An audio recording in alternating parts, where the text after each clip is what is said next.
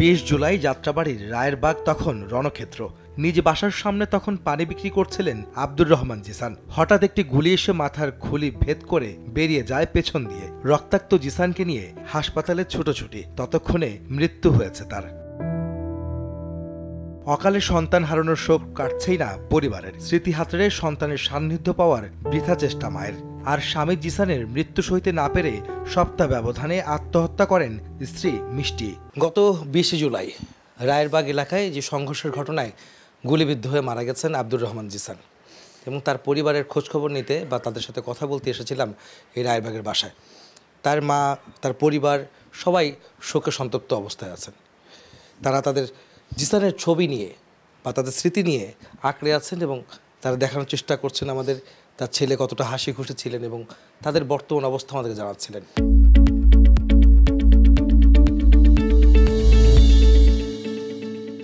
আমি এত দুঃখ কিভাবে রাখবো বলেন?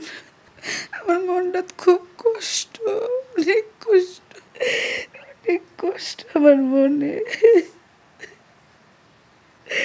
আমার ছেলেটাও হারাইলাম, ছেলের বউটারও হারাইলাম। ভাবছি ছেলের বউরে নিয়ে একটু ভালো থাকবো, কিন্তু আমার ছেলের শোকে ছেলের বউটাও চলে গেল। ও অনেক ভালোবাসত ওরে, ও সহ্য করতে পারেনি। আমি এখনো ভাবি আমার আব্দুর রহমান আমার এদিকটা ঘুরে আমার আম্মু বলে ডাকে। আমি এখনো ভাবি, আমি ভাবি না যে আমার ছেলে মারা গেছে। আমার এখনো মনে হয় না যে আব্দুর রহমান আছে। বাবুল সর্দার নিহত সন্তানকে শেষবারের মতো দেখতে দক্ষিণ সুদান থেকে ফিরে আসেন দেশে। তার আহাজারিতে ভারী হয়ে ওঠে পরিবেশ। আমার ছেলের বউটাও সুইসাইড করছে, ছেলেটাও মারা গেছে। আমার আর একমাত্র ছেলে, আমার আর কোনো সন্তান নাই, আমার একটাই সন্তান। আমার ছেলেটাকে না মেরে যদি আমাকে মেরে ফেলতো, তারপরে আমার কোনো কষ্ট থাকতো না, আমার কোনো দুঃখ থাকতো না। আমার একটাই সন্তান, আমার লাশটা কাঁদে নেওয়ার মতো আমার আর কেউ নাই। সন্তান নিহতের ঘটনায় ময়নাতদন্ত হলেও কোনো মামলা করেননি জিসানের পরিবার, বরং হঠাৎ করে পরিবারের 2 সদস্য হারিয়ে বিপাকে তারা। আর্থিক সংকটে দিশেহারা বাবুলের পরিবার। তো আমার ওয়াইফকে ডাক্তারের কাছে নিয়ে যাবো, তো ওই টাকাও নাই। আর আমি এর জন্য কোনো কেস মামলা করিনি, আমার কাছে কোনো টাকা পয়সা নাই। আমি কোনো সময় আমার দেশটারে আমি ভালোবাসে ব্যাংকে টাকা বাড়াইছি। আমি বিদেশের বাড়িতে কাজ করি, আমি 4বার বিদেশের বাড়িতে অ্যাওয়ার্ড পাইছি, কোম্পানি আমার অ্যাওয়ার্ড দিছে।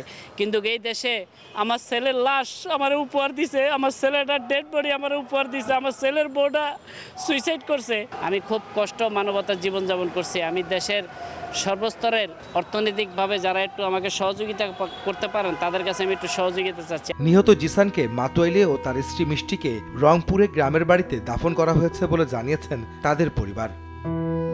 আহমেদ সালেহীন, সময় সংবাদ, ঢাকা।